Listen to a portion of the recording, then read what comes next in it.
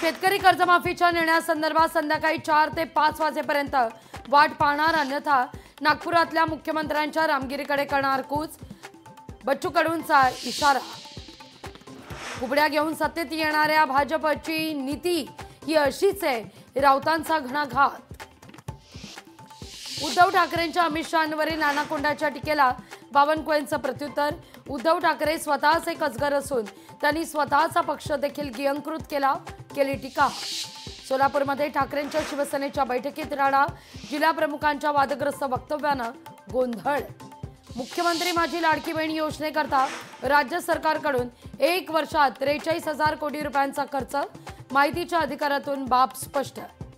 मुंबई महापालिकेचं आरक्षण सोडत नोव्हेंबरमध्ये होण्याची शक्यता, राज्यातील 29 महापालिकांच्या आरक्षण सोडतीची प्रतीक्षा।